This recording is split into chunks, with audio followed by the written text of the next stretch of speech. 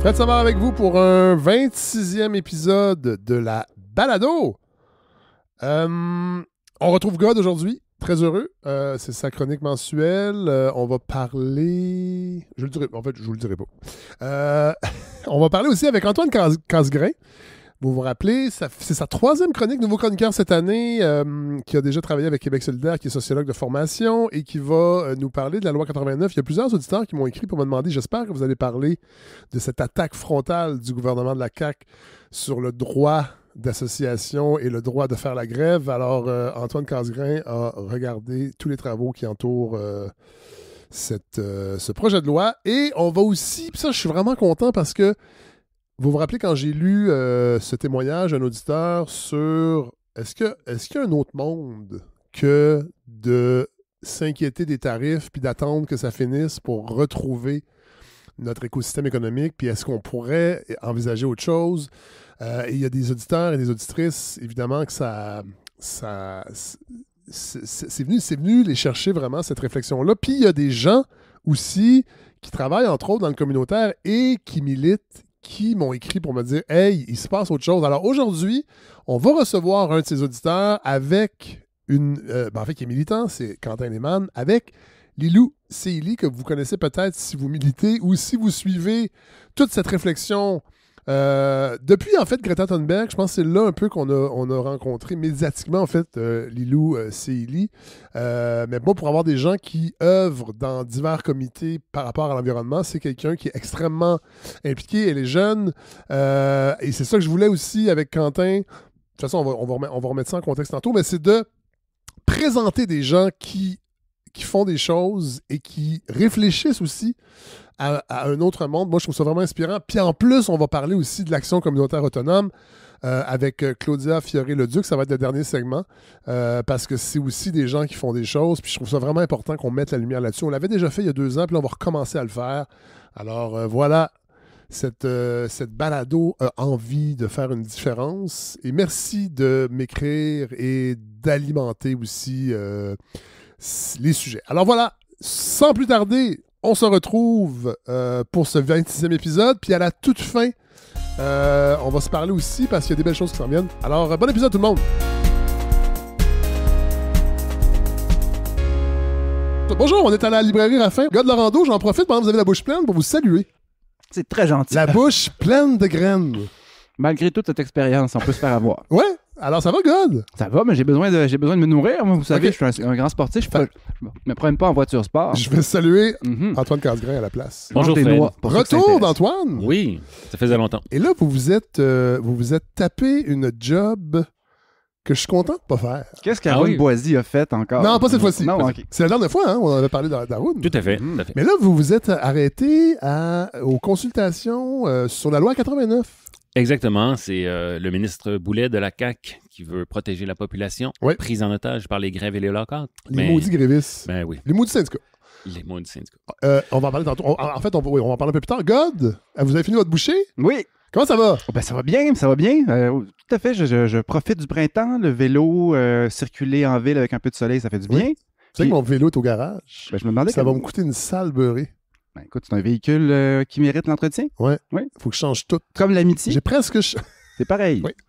Et on a d'autres gens autour de la table. Quentin Lehmann, bonjour. Enchanté, bonjour. Comment ça va? Ça va bien, ça va très très bien. Aussi grâce à la température, effectivement, puis le changement de vélo pour le vélo d'été. Nous, on s'était vu à Virage l'an dernier. Exactement, c'était Antoine vu à Virage. aussi, d'ailleurs. Oui. Ouais. Tout le monde était à Virage. C'est le festival qui veut détruire le capitalisme et un peu l'Occident.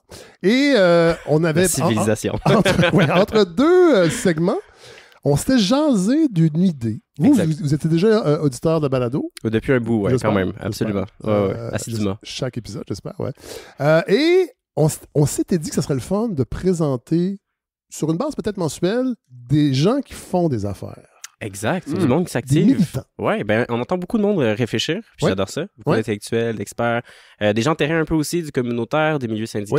Puis je me suis dit, il y a tellement de gens en fait qui s'activent dans la rue, avec qui ben, je travaille, avec qui je milite aussi. Parlez-nous de vous un peu, qu'est-ce que vous faites? Ben moi je suis militant écologiste anticapitaliste. Ça serait comme l'étiquette que je me mettrais s'il faut s'en mettre une, ce qui est bien pour un podcast. Oui. Mais sinon, ben j'étudie à la dangereuse UQAM, la dangereuse université, en sciences de l'environnement cependant, donc un peu plus loin là, du CAM Centre là, qu'on a souvent dans la tête.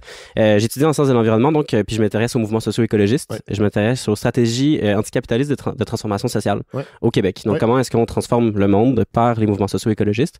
Donc c'est vraiment le sujet de mon étude. Et là, pour le premier segment, vous avez pensé à quelqu'un. Oui, absolument. Qui est avec nous. Bonjour Lilou. Ça va bien. Ouais. Parlez-nous de vous un peu. Ben c'est ça, Quentin m'a lancé l'invitation pour venir parler de perspectives post-capitalistes. Moi, dans le fond, je suis coprésidente de l'aile jeunesse du chantier de l'économie sociale. Je milite, c'est ça, dans les luttes écolo depuis 2019 là, avec les grèves pour le climat et tout. Et plus récemment, dans mon quartier, dans Hochelaga Maisonneuve, contre Raymond Logistique. Sinon, sur notre note, j'étudie en finance de marché à HEC Montréal. OK. On va en parler tantôt. Plot twist. Ben, il y a toujours deux approches. Hein? Soit qu'on est dans l'œil du dragon ou on devient le dragon. Alors, on va en parler tantôt. Maintenant, on va commencer avec God. Ben oui. Parfois, les nouvelles me sautent dans la face. Et vraiment, depuis un mois, depuis qu'on s'est vu fin février, j'ai pas besoin de vous expliquer de quoi les nouvelles ont surtout parlé. Ah oui. D'élections fédérales et de Donald Trump et ses déliquescences. Que mon fils de 4 ans appelle Monsieur Trump. Et j'essaie de lui dire c'est dommage. D'arrêter. Lui qui appelle tout le monde caca. Oui. Ça pourrait être... Mais Monsieur Trump, pas caca. Et voilà. Ou Monsieur caca. Mais on sait que les enfants, c'est des petits fachos. Hein. Mais plus capable. Du tout saturé complètement. Et donc, j'ai moins été dans les journaux. Et ce qui m'a... Finalement, quand j'ai ramassé tous mes pages de journaux déchirées que je fais au fur et à mesure... Bonne vieille coupure. J'ai pas exactement été assailli par des nouvelles qui m'ont passionné. Et puis, en même temps, en background, j'ai fait une découverte sur moi-même. Ben voyons. Et comme ce podcast est à propos de moi. Oui, évidemment. Je vais vous en parler. J'ai compris, après toutes ces années, Fred, que ça me prend du temps à comprendre. Ah, mon Dieu. Comprenez-vous comment c'est ironique? Ça fait longtemps que je le sais, ça. Ben oui, mais moi, c'est normal que j'ai compris après, puisque je comprends lentement. Mais c'est comme ça que je creuse les sujets. On a arrêté de le dire, mais on rappelle, mon Dieu Seigneur, que vous êtes le petit-fils d'André Laurando. Est-ce que c'est encore vrai? Ce qui fait de vous quelqu'un de génétiquement compétent. Ouais. Voilà. C'est un peu de ça dont je parlais à mon psy tantôt. Non, mais il y a des... Vraiment. L'histoire coule dans ses veines. Oui, il y a des nouveaux auditeurs là, qui se joignent pour remplacer ceux qui partent. Alors, il faut quand même le dire. Oui, et c'est une information vraiment cruciale, je pense. C'est vraiment crucial. Très important. Mais que j'adore répéter. Alors, écoute, je suis allé, Fred, on est dans une librairie. Oui. On est chez Raffin. On est chez Raffin. J'adore ça. C'est une excellente idée. Et j'étais justement dans une librairie la semaine passée parce que je cours maintenant le monde de la littérature. Oui, c'est vrai. Par conjointe interposée. Je suis allé au lancement d'un auditeur. Voyons! Oui, un auditeur de la première heure, M. Jean-F. Boilly, qui a sorti, j'en parle parce que je suis en train de finir le livre, j'ai fait de l'insomnie cette nuit et j'ai presque terminé son livre, qui s'appelle Grosse douceur.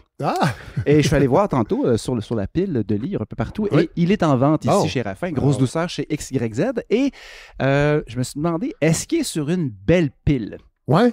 Est-ce qu'il y attire l'attention? C'est important, la disposition. Hein? Eh oui. Comme là, pour les gens qui peut-être seront sur les réseaux sociaux, puis si éventuellement là, je mets les extraits que je suis supposé de faire sur les réseaux sociaux, j'ai déjà quand même 7 épisodes de retard, mais on est derrière la belle collection Quarto de Gallimard. Oui, sur un beau c'est une belle pile, ça. Un présentoir tournant. Oui, c'est une belle pile. Oui. Mais bref, pour en revenir à M. Boilly, cet auteur, c'est son premier roman. Et donc, si vous avez envie d'être diverti et d'être un peu secoué par beaucoup de scabreries, je recommande.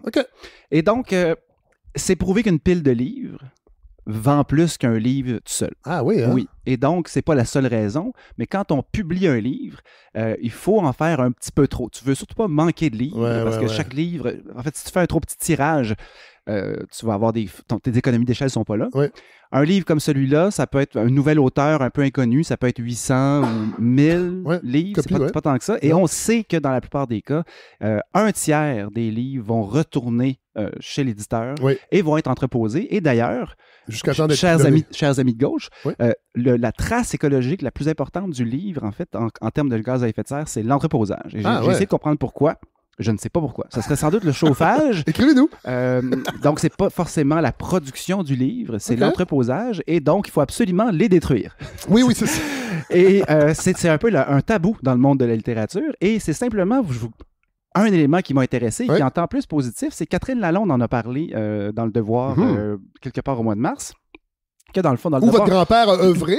Oui, effectivement, il était rédacteur en chef, oui. Ce qui fait de moi une personne qui n'a pas le droit de citer aucun autre journal. Non, exactement. Et donc, 11 mars, Catherine Lalonde, qui est elle-même aussi, entre autres, une littéraire, elle parle de l'imprimerie Gauvin, qui s'est équipée, c'est une imprimerie de l'Outaouais, de Gatineau. Oui. Et donc, qui ont investi 6 millions de dollars dans une machine, dans une imprimante qui peut permettre de produire aux mêmes frais 5 copies d'un livre ou 3000. Ah ouais. Ce que ça veut dire, c'est qu'un livre, je donne l'exemple de Grosse Douceur, si par exemple on vendait tous les livres et que dans quelques mois on dit j'aimerais ça en ressortir, je sais pas, 300 peut-être, quel imprimeur où va sortir si peu de livres? Et il y a des livres qui n'auront pas une seconde vie, entre autres à cause de ça.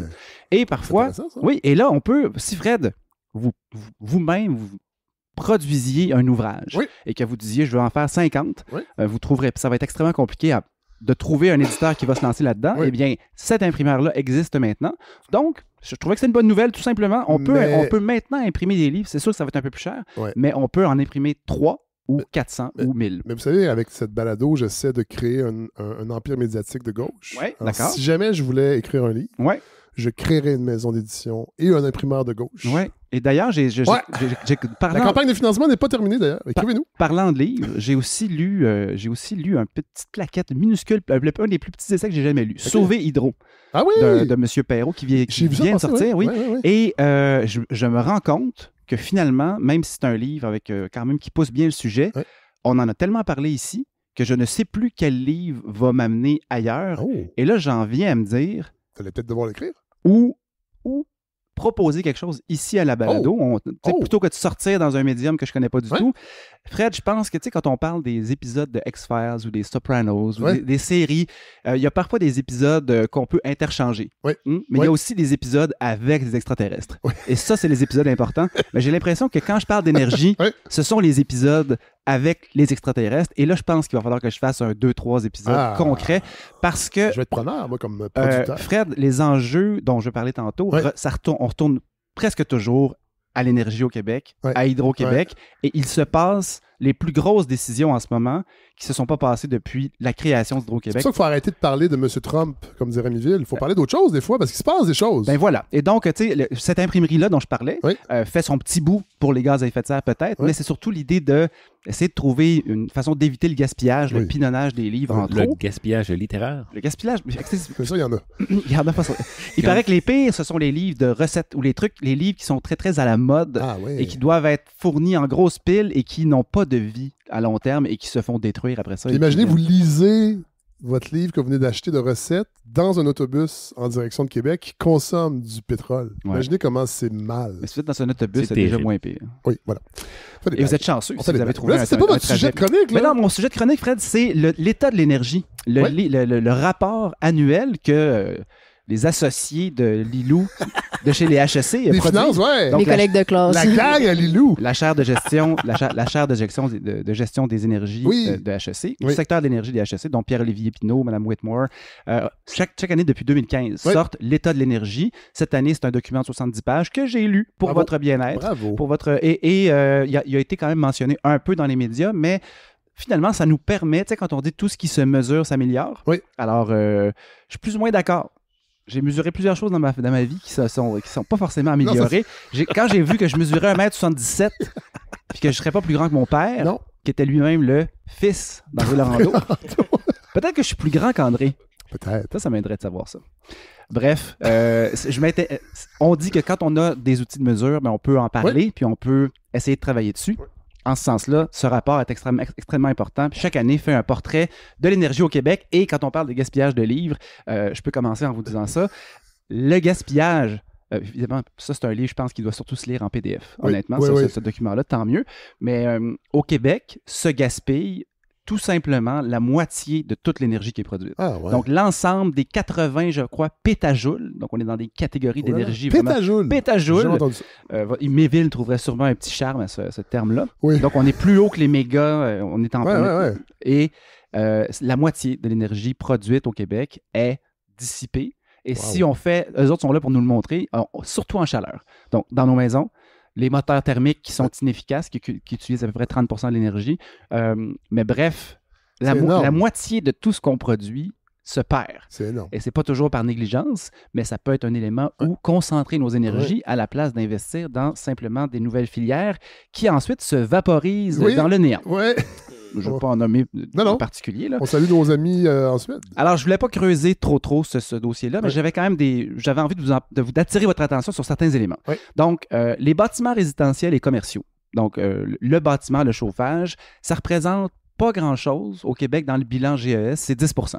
Oui. Mais c'est un secteur qui s'est beaucoup amélioré depuis 90. On parle d'une baisse de 56 %. Okay. Comment on explique? Attendez, une baisse de consommation? Baisse de libération de GES. Mais pourquoi, selon vous? Meilleure pratique. Électricité. On a électrifié. On a remplacé pas seulement l'électrification, mais on a remplacé des chaudières au mazout. Oui. Ça, il y en a beaucoup. Si vous pensez à vos sous-sols, des sous-sols de vos amis, il y avait là des réservoirs qui ne sont plus là aujourd'hui. Donc, gros effort. Moi aussi. Et chez mes parents aussi. Et donc, ça peut être changé pour les gaz naturels, mais dans bien des cas pour l'électrique. Et surtout, en ce moment, on change pour Est-ce qu'André Laurando chauffait au mazout? Il devait chauffer sans doute aux bonnes idées. À la réflexion. Donc, une chaleur lente, fiable. Oui, mais constante. Mais constante, exactement. Pas un feu de bois, pas un feu de paille. Donc, par contre, là, si on veut se concentrer sur ce qui va moins bien, le gros chunk des GES au Québec, c'est le transport. Mm-hmm. Donc, transport de marchandises, transport des personnes. Et dans ce cas-là, faut comprendre que c'est 43 % du bilan GES. Donc, c'est là que ça se passe. Il y a les industries. Il y a aussi l'utilisation non énergétique des produits pétroliers. Donc, on utilise le pétrole pour faire autre chose que le brûler pour faire avancer des choses. En agriculture, entre autres. Mais le gros chunk qu'on connaît, c'est le transport. Ouais. Et malheureusement, celui-là, contrairement au chauffage résidentiel, en hausse de 26 % depuis 90. Ouais. Donc, on ne va pas dans la bonne direction. Et une des principales raisons, c'est l'augmentation de tout ce qui est livré. Ouais. De la consommation. Par camion, de la consommation. Mais aussi, et là, ça, je ne veux pas trop en mettre là-dessus, mais les véhicules ont changé. Oui. Il y a la population... Attendez, les véhicules ont changé, donc ils ne consomment pas plus? Non, ils ne consomment pas plus, mais ils ont grossi. Ah ouais. C'est toujours la même chose. Rappelons-nous l'empilement des énergies, c'est-à-dire on a fait des voitures de plus en plus efficaces, mais on en a profité pour faire des voitures de plus en plus grosses. Ouais. Et c'est cette question-là que j'avais envie de creuser. Parce qu'on entend régulièrement, et on a des amis qui aiment parler de capitalisme ici, on finit toujours par aboutir à ça. Oui. Mais finalement, c'est que les voitures, moi ce que j'entendais, c'est que les voitures plus grosses, plus luxueuses, permettent aux compagnies qui les vendent et les construisent de simplement faire plus d'argent à chaque morceau. Oui. Et donc, je répète ça, mais est-ce que c'est vrai?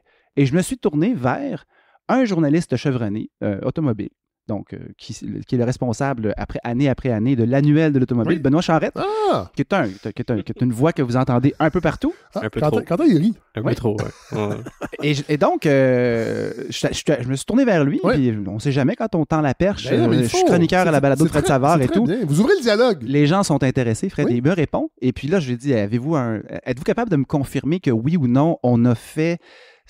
Parce que la grande question, c'est est-ce que c'est les compagnies qui ont changé l'offre et qui nous ont ensuite convaincus qu'on a besoin de gros chars? Ou est-ce que c'est la demande, finalement, qui est comme je suis tanné des petites voitures? Je pense que c'est A.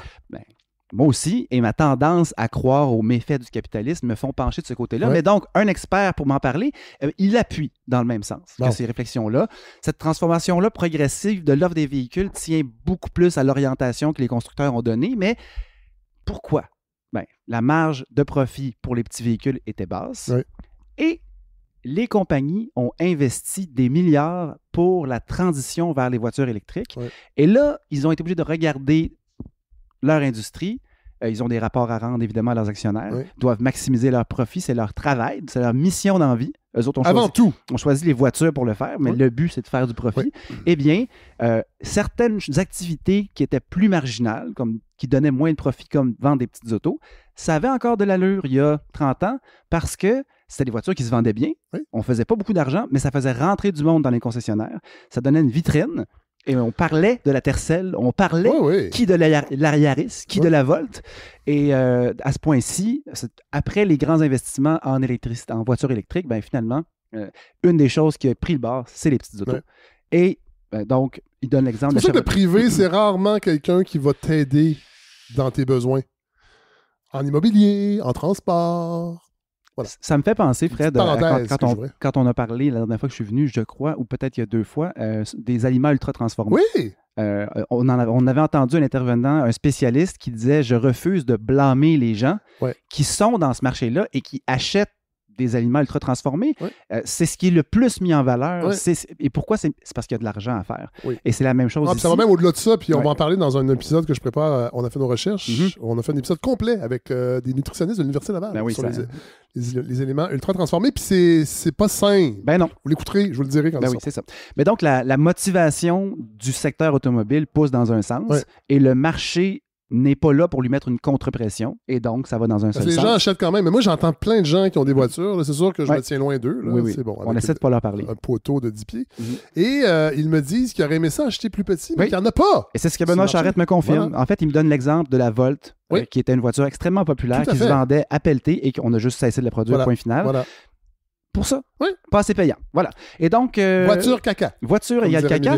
Et là, évidemment, donc, si on est face à un marché qui ne peut pas s'autoréguler, ou en tout cas pas dans le bon sens, parce que là, la raison pour laquelle on en parle, c'est parce qu'il y aurait des enjeux climatiques. Oui. Donc, si on refuse ce constat-là, il n'y a pas de discussion, là. Mais si on accepte que, puis c'est pour ça que l'État de l'énergie existe, de l'équipe de Pinot, c'est de suivre...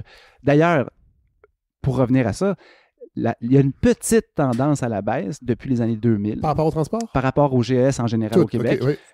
Mais cette tendance-là ne s'accélère pas en ce moment. Et donc, elle n'est pas suffisante. Et elle est aucunement suffisante et elle ne s'accélère pas alors qu'elle devrait être en accélération complète. Et une des raisons, c'est le transport, c'est pas le seul. Et donc, Benoît Charette nous explique, puisqu'on ne peut pas faire confiance au marché, on a besoin de cadres. Oui. Malheureusement, il n'y a pas de... Il n'y a pas d'incitatif à faire autrement. Il n'y a pas de bonus-malus comme on retrouve en Europe. Il y a une pénalité à la cylindrée, mais qui est ridicule. C'est 100 $ pour un véhicule qui a un moteur qui fait plus de 4 litres. Alors qu'en Europe, le malus va jusqu'à 65 000 € pour un véhicule. Là. La taxe était de 65 000 € et le prix du véhicule était à 60 000 €. Ça veut dire que dans la cour du concessionnaire, le véhicule est affiché à 125 000 €. Bang! OK. Et on parle de quelle voiture? Cette voiture consommatrice à outrance, on parle d'une Golf. Ah ouais. Une Golf Turbo R. Donc, c'est pas la plus lente des Golf, mais c'est vraiment pas une Jaguar. Ah, mais la R, ça, c'est avec le moteur de Alfa Romeo. C'est un turbo, c'est pas un biturbo. C'est une voiture sport, mais petite et économique. Et on peut avoir une pénalité aussi haute que 60. En fait, c'est une voiture qui se vend, combien il a dit? 120 000 pour une Golf? Ouais. Alors, écoutez, si c'est pas radical, mais ce qu'il disait, c'est que oui, en Europe, ils sont fous. Il y a le courage de prendre cette décision-là, mais il y a aussi un marché automobile qui est complètement différent. Ici, si on faisait pas l'équivalent, une portion de ça, il y a une industrie qui fermerait. Parce que les 3 véhicules les plus vendus sont 3 pick-up. Tu as le Dodge Ram 1500, le fameux Ford F-150, et l'autre, c'est le Silverado. Ah oui. Que je connais pas. Vous pourriez amener ça en campagne électorale, cette discussion-là. Il y a du monde qui ont essayé. Les manchettes sur la guerre à l'auto. Exactement. Des propriétaires de pick-up là, qui seraient liquéfiés, ça serait... il y a des gens qui ont besoin de ces voitures-là, c'est certain. Bien sûr, mais moi, ce qui m'intéresse, c'est l'offre. J'ai plein de voisins à Montréal qui ont des pick-up. Ce qui est intéressant, pas l'air d'avoir besoin de ça. Ce qui est intéressant, c'est que c'est pas la consommation le problème, ni l'individu, c'est la production. C'est ce que je viens d'entendre, en fait. Et voilà, c'est ça. Donc, la personne qui a son pick-up, elle n'est pas tant problématique. C'est le fait qu'elle n'a pas d'autre choix que de l'acheter. Et à ce prix-là, parce qu'il faut considérer les externalités de ce fameux pick-up. Évidemment, on ne va pas cibler les pick-up. On ne juge pas les gens qui ont des pick-up. On va cibler toutes les voitures surdimensionnées. Et puis, on se fait convaincre avec des publicités que j'ai pas besoin de vous dire qu'il y en a vraiment beaucoup, que la sécurité, c'est important, que d'avoir de la place pour embarquer votre très grande famille.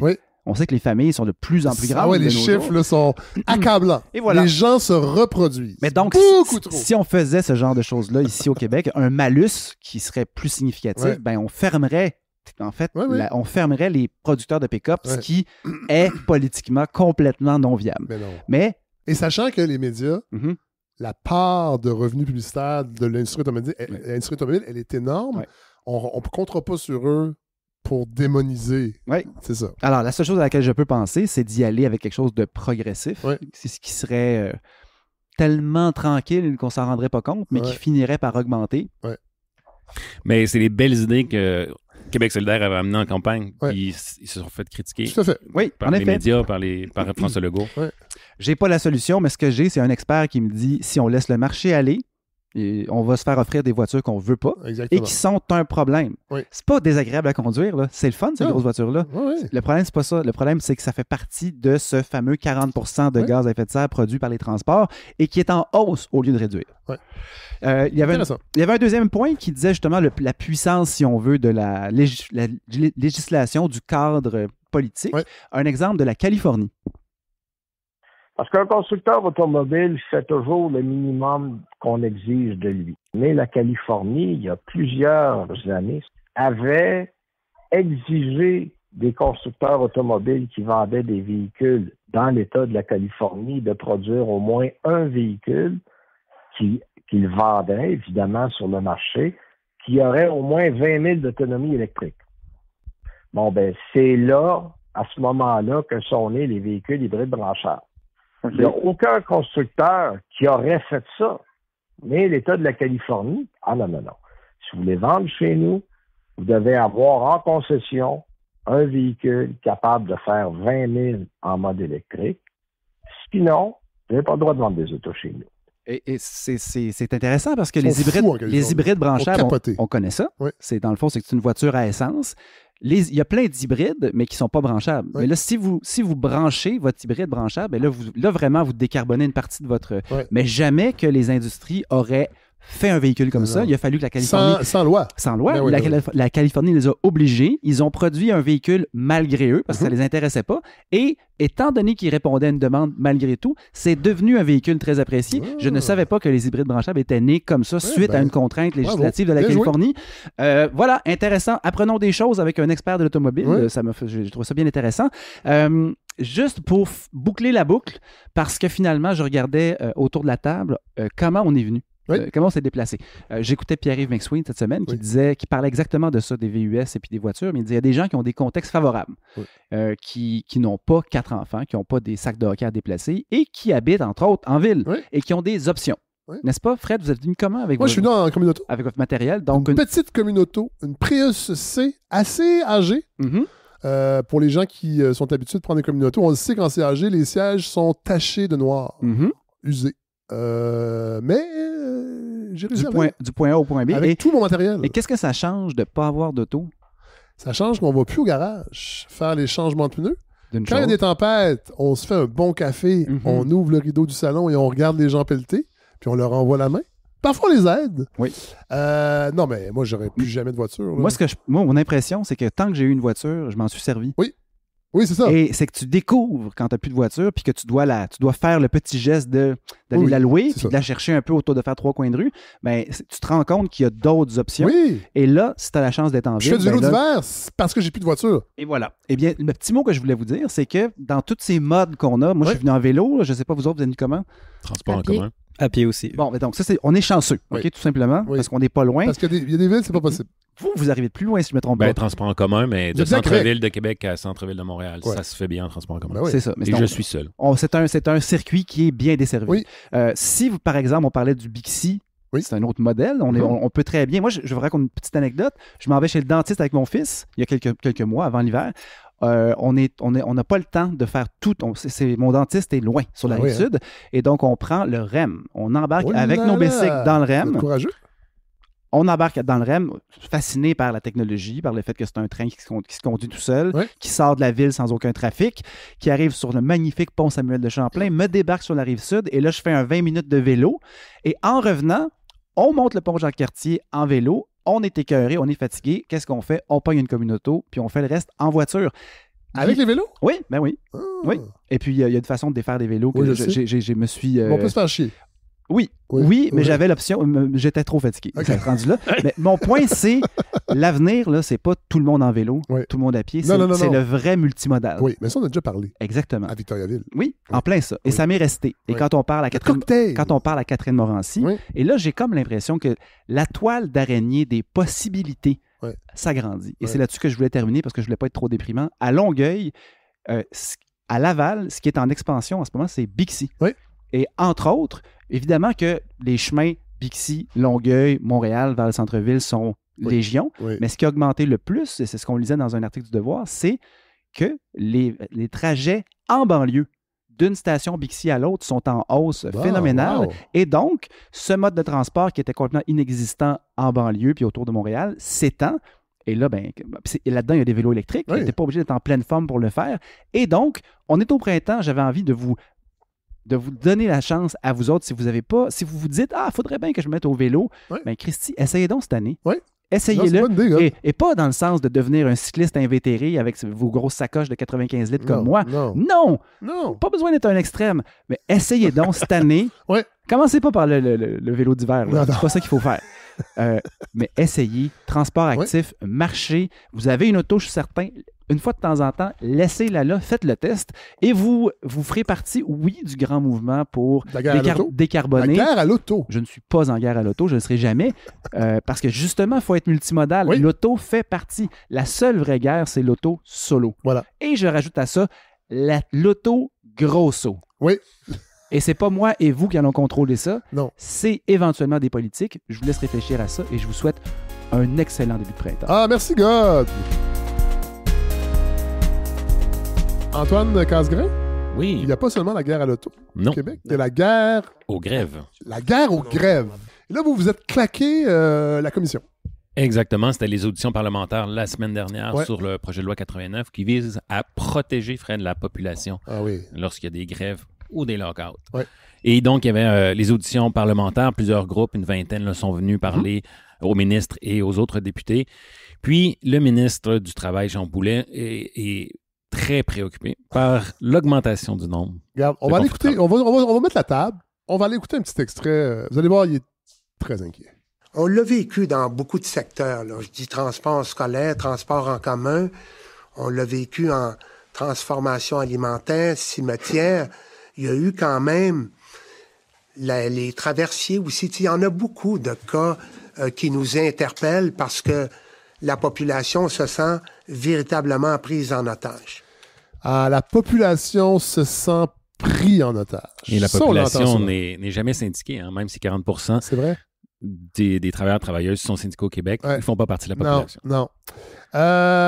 Donc, ça va faire quoi, ça, ce projet de loi-là? Sans trop entrer dans les détails, il y a 2 solutions qui sont amenées par le ministre du Travail. Alors, premièrement, Jean Boulet veut changer le Code du travail pour permettre que le ministre du Travail, que ce soit lui ou un prochain, puisse demander au tribunal d'établir des services minimums dans le cas d'un conflit de travail. OK. Là, vous allez me dire... Là, c'est pas le cas pour l'instant. C'est pas le cas pour l'instant. Vous allez me dire, oui, mais il y a les services essentiels. En fait, en ce moment, les services essentiels, ça touche les services de santé, les services publics, certains services publics qui sont jugés essentiels, mais surtout qui pourraient affecter la santé et la sécurité Fred, de la population. C'est ça, c'est vraiment le concept. Le concept, c'est santé et sécurité. Et directement, santé, pas indirectement. Mais on va créer un nouveau régime, donc un système parallèle qui va, lui, prendre en compte le bien-être de la population. C'est comme ça qu'on le libelle dans le projet de loi. Donc, la sécurité économique, la sécurité environnementale de la population. Trouver ce que ça veut dire. Mais on va en parler un petit peu plus tard, d'ailleurs. La deuxième chose que le ministre du Travail essaie de faire ou propose dans son projet de loi, c'est qu'il pourrait donc demander à un arbitre dans un conflit de travail qui serait dérangeant ou démesuré, selon lui, pour la population, de venir finalement fixer la convention collective, l'imposer aux 2 parties. On n'est pas dans la médiation, là. Non, on ajoute là un degré de plus qui serait obligatoire. En ce moment, le ministre du Travail peut nommer un médiateur ou un conciliateur, mais on va vers un arbitrage qui pourrait être obligatoire dans certains cas. Évidemment, ça remet en cause le droit de grève, qui est un droit qui est, depuis là, une dizaine d'années, la Cour suprême l'a déclaré comme étant protégé par la Charte des droits et libertés. Canadienne. Parce que c'était l'arrêt Saskatchewan. C'est le gouvernement de la Saskatchewan qui avait adopté une loi qui visait à imposer certains services minimums. Là, la Cour suprême a dit, vous ne pouvez pas faire ça. Et donc, il y a toute une jurisprudence au Canada et au Québec qui balise ce que je viens de dire. C'est-à-dire qu'on peut limiter le droit de grève, mais seulement quand ça touche directement la santé, la sécurité de la population. Et les syndicats disent d'ailleurs que ça va être contesté dans les tribunaux. Mais il y a, au-delà du droit constitutionnel, il y a vraiment un danger de réduire le rapport de force, finalement, des travailleurs, travailleuses. Parce que un concept comme la sécurité économique, par exemple, Qu'est-ce que ça veut dire? C'est très relatif. Tout à fait. Ça peut être très large. On peut en abuser, en fait. On pourrait en abuser. Ça, tracer la limite de comment déranger une personne par une grève. Une personne peut être affectée de manière minime, mais la même grève, une autre personne peut être affectée de manière... tout à fait aléatoire. Là. Exactement. Il y a quelqu'un en commission parlementaire, le directeur général de la Fédération québécoise des municipalités, qui est venu bien expliquer ce concept-là. Je vais vous conter un cas très véridique. Vous vous rappelez qu'il y a environ 2 ans, on a eu une grève au RTC à Québec. Ma femme de ménage n'avait pas de transport en commun. OK? Alors, elle a dû abandonner son emploi en appelant chez nous. Et je vous jure que ce que je vous conte là est vrai, parce qu'elle n'avait aucun moyen de partir du fond de Charlebourg pour venir dans Montcalm pour travailler. OK? Et c'est la première fois où je me suis senti assez démuni face... Vous savez, moi, j'aurais pris un taxi, je l'aurais payé ou un Uber, puis ça n'aurait rien changé dans ma vie. Elle était littéralement sans moyens. Hey! Moi, je me demande... On s'entend dessus, là, que... J'ai les larmes aux yeux quand je pense à ce monsieur moi aussi. qui mais je sais pas qu'est-ce qui vous fait pleurer. Sa femme de ménage qui n'a pas pu venir le torcher. Oui, exactement, parce qu'il y avait une grève donc du système d'autobus des transports en commun à Québec. Mais moi, je me demande ce qui vous fait pleurer, Fred. Est-ce que c'est la femme de ménage qui ne peut pas travailler à cause d'une grève du transport en commun? Ou bien c'est parce que cette femme de ménage-là est tellement mal payée par ce monsieur Lepage qu'elle n'est pas capable de se payer un taxi? Attention, on ne le sait pas si elle est mal payée. Oui, on ne le sait pas, mais ce qu'on sait par exemple... ses manches suffisamment. Peut-être qu'elle n'est pas très dégourdie. Parce qu'on le sait, là, on est dans un système là, où la méritocratie récompense les gens qui se grouillent les faufounes. Comme M. Lepage. Tu l'as dit, il aurait pu y payer le taxi, franchement. Ben exactement, avec le salaire qu'il fait. Colin, quel exemple de boîte. De toute manière, ça n'aurait rien changé dans sa vie, puisqu'il l'a dit, si lui avait payé le taxi. Les commissions parlementaires, ça vaut la peine. Ah, ben vraiment, ça me donne le goût de les écouter. Oui, mais moi, c'est le fond. Envoyer quelqu'un le faire, c'est l'idéal. Mais ce qui est vraiment le plus fou après, c'est la suite, c'est l'analyse article par article. Oh, là, c'est plus possible. J'ai essayé avec le PL 69, j'y arrive pas. Non, okay. Non ça, c'est très, très, très ardu, très long. Et donc, oui, le deuxième danger, ce qu'on pourrait voir ici avec ce projet de loi-là, c'est qu'on fait un projet de loi, disons, la CAQ décide de faire un projet de loi qui est très, très large. Oui. Ça pourrait s'appliquer à tous les secteurs, tous les conflits de travail, peu importe dans quel secteur, parce que c'est pas défini là, quel secteur économique serait touché. Ça pourrait toucher donc tous les secteurs qui sont couverts par le droit du travail de juridiction provinciale. Mais ça, c'est un peu un bazooka pour tuer une mouche. Parce que dans le fond, 95% des conventions collectives, là, en ce moment, ça se renouvelle sans conflit de travail. Donc, on parle de 5% où il y a des conflits de travail. La majorité, les grèves ne durent pas très longtemps. Donc, parmi les conflits de travail, là, ceux qui s'éternisent là, assez pour avoir vraiment des impacts que je veux juger médiatiques, dont on parle dans les médias, il n'y en a pas beaucoup à chaque année. Puis le but de la grève, c'est évidemment de faire pression pour régler la négociation rapidement. Et souvent, la grève arrive après des mois, voire parfois des années de négociation. Tout à fait. Et ça vise donc à souvent clore plus rapidement la négociation collective. On n'en a pas le choix. Là, je sais qu'il y a des gens qui vont dire, ben oui, mais des fois, c'est ça. C'est que ça reste, c'est le dernier recours. Oui, effectivement. Mais pour vous montrer comme c'est le dernier recours, il y a Éric Gingras, président de la CSQ. On a parlé beaucoup des grèves dans le milieu de l'enseignement, comme quoi des élèves en besoin particulier, en adaptation scolaire, n'avaient pas donc accès à leur enseignant, leur enseignante. Éric Gingras qui explique le caractère exceptionnel des grèves au Québec en éducation. La CSQ représente la majorité du personnel en éducation dans nos écoles au Québec. Et je vais faire un topo avec vous. 2000 pour les négos du secteur public, 0 jour de grève. En 2005, 2 jours de grève. En 2010, 0 jour de grève. 2015, 3 jours de grève.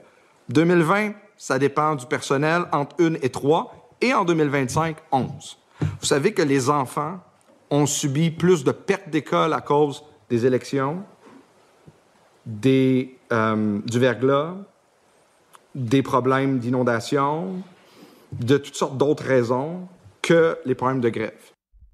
Et ici, il ne parle pas, il en a parlé plus loin dans son exposé, des bris de service, la pénurie de personnel. Oui. À cause du voile, hein? Effectivement, et particulièrement c'est bien important d'enlever les éducatrices qui portent le voile. Bien sûr. Ça, c'est important. Ça, c'est important, puis ça va sûrement aider à attirer plein de monde dans la profession. Oui.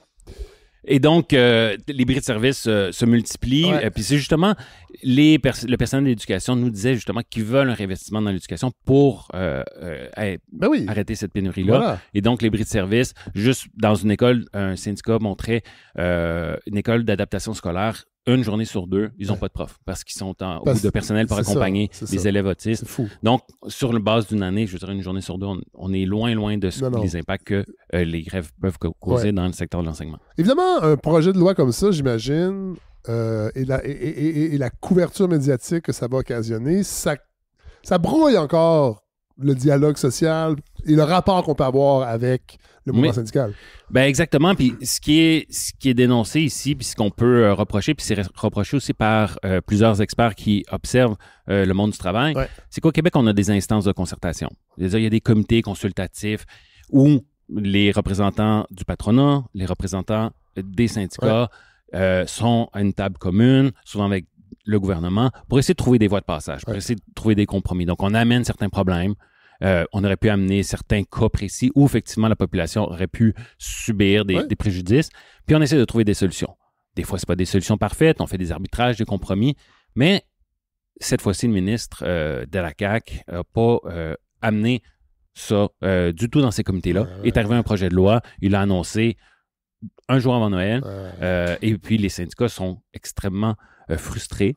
Cette frustration, elle est palpable là, dans la commission parlementaire que j'ai écoutée. On peut écouter d'ailleurs mon dernier extrait, Magali Picard, présidente de la FTQ. Moi, je vous dirais, là, je suis extrêmement personnellement déçu de voir qu'on en est là. Déçu parce que je suis arrivé à la FTQ il y a 2 ans en me disant j'ai envie d'avoir un ton différent. J'ai envie de faire des entrevues différentes. J'ai envie qu'on élève notre dialogue, puis qu'on travaille différemment. Puis force est de constater là, qu'on n'est pas rendu là. Il faut encore sortir les gros bras, il faut encore venir ici puis s'engueuler, parce qu'on n'est pas capable de travailler différemment. Moi, qu'on ne me parle plus de dialogue social quand on arrive avec un coup bas comme celui-là qui sort de nulle part, qu'on vienne plus... Aïe! Aïe! Ça, c'est drôle parce que cet extrait-là, j'étais à Québec la semaine dernière et parfois, quand je vais à Québec, j'ai la disposition d'esprit d'écouter un petit peu la radio Jambon. Jamais bien longtemps.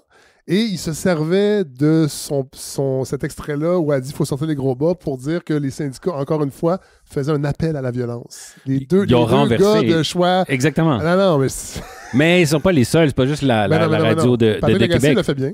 Oui, c'est ça. Une chronique sur 5. On l'a vu dans le commentariat. Justement, les opiniologues de nos médias ont repris ça. La FTQ appelle encore au gros bas. Alors que Magali Picard dit exactement l'inverse.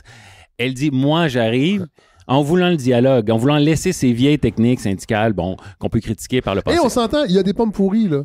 Effectivement. Dans les syndicats, mais il y en a dans les entreprises, il y en a, et jamais qu'on va avoir des articles, des chroniques pour remettre en question l'entrepreneuriat parce qu'il y a un entrepreneur qui est un pourri. On fait juste ça avec les syndicats, étonnamment.